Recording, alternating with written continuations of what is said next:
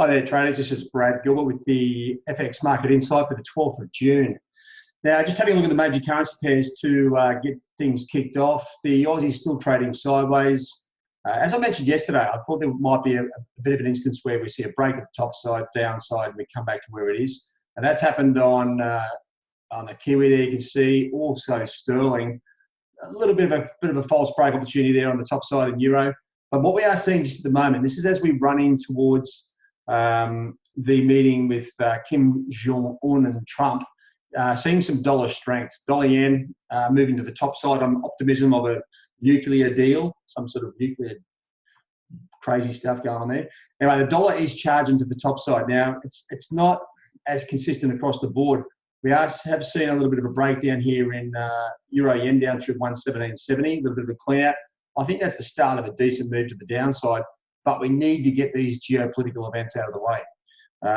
Otherwise, you know, if the rhetoric that comes out of these meetings is scrambled, we're going to see some price action like we saw yesterday on sterling, break to the top side, break to the downside.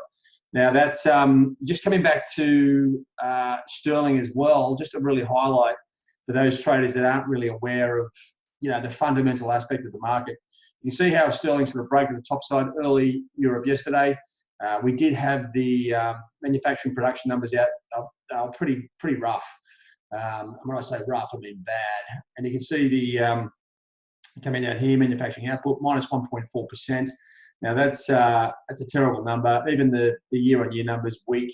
The trade balance, everything was rather poopy. Even the construction numbers there as well. So you saw sterling take a massive nosedive, and that's what we're really looking for, especially when there's geopolitical events. Those short-term opportunities, the data can give us clear direction.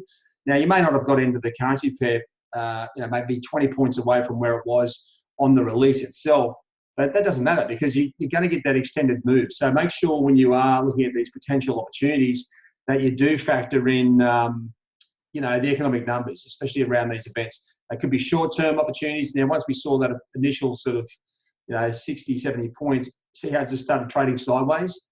That's what we're getting at the moment is short-term opportunities because there's geopolitical events around the place that are influencing everything else. So just on your technicals, you haven't got much work to do today with your support and resistance. You're just adjusting your charts, your trend lines, top side, downside. Now, Euro's already broken there. There's nothing to do there. On Kiwi, just raising the top. Now, you don't go mad here. So you can see the Asian session, we're sort of good 3 hours into it. That trend line is good there for the Kiwi. So it's broken down through 70, sort of 15. You want to leave that there where it is. And also dollar yen, sort of finally breaking through 110 the figure.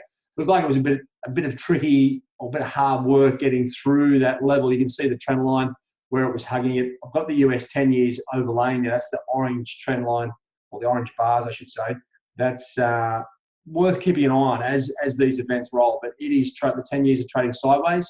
So this move here is just on the back of I guess a bit of a combination of short-term news and also just some yen numbers. If I come back to the economic numbers here, corporate good prices. I mean, they've got it here as a high impacting number. They were stronger. That gives an upward bias to dollar yen as well, maybe enough to kick it through that level. Now, this brings us back to what the major focus is in the market today. Now, we've got some really big economic numbers now outside of the any geopolitical events. This would be huge. Okay, we've got the sterling employment numbers with the average earnings, probably the key to that number. The claimant count change. There's about 3 or 4 different variables here. So if you were looking to trade sterling on the release of these numbers, just be careful. There's 3 or 4 releases, and it will get tricky, right? As I said, I'll just clear that screen there. The average weekly earnings is probably the key to it. So keep an eye on that as we go forward. Then now euro, it is sort of breaking down. So if we get some nice weak numbers out of those zoo numbers, then we could see euro fall on its own back. Okay, at the moment it's dollar strength pushing it down. That's where those zoo numbers can come into play. And then, really importantly, we've got the FOMC this week. We've got the US CPI numbers coming out later in the session, and that's really your number one thing. That's the FOMC or the Fed or the central banks They all focus on the CPI numbers, and that's where the major activity is on these trade days. So now, so what are we going to do from here? Well, there's a couple of things we need to just keep an eye on, and this is, I'll just change the screens here over to what everyone's looking at. Now, this is the major problem for us at the moment. It's all this, the hype around Trump and North Korea. There is still a lot of negative sentiment around the G7, the way that finished, and Trump's still ripping into Canadian Prime Minister Trudeau. He's getting a lot of support from the other nations, and it's hard to sort of work out what's going on. In this day and age of bullying, he's doing a good job. So now most of the services were sort of saying, you know, Euro's range bound ahead of the summit, all this sort of caper, but they are starting to impact, right? So we're getting the first signs of it. I don't know if it's going to be a huge follow through. One thing is for sure that you need to keep an eye on what is going on. And just with that, because dollar yen is actually moving quite significantly, and you can see here just with the dollar index itself, it is, you know, starting to get itself back up off the ground. I thought all those moves last week, as I was saying, like the dollar weakness, okay, we just didn't have any US numbers coming out, and that's where, you know, there's an opportunity just to really sort of push the dollar down somewhat. So now that we've got Trump and North Korea sort of meeting, there's a chance for the dollar to bounce back. It looks like it's working at this stage. On the daily, you just notice it has still broken down, but it is starting to trade sideways as opposed to sort of moving to the downside. And with the and with that whole side of things, so dollar yen, the US dollar is moving. You can see the major impact is on dollar yen to the top side.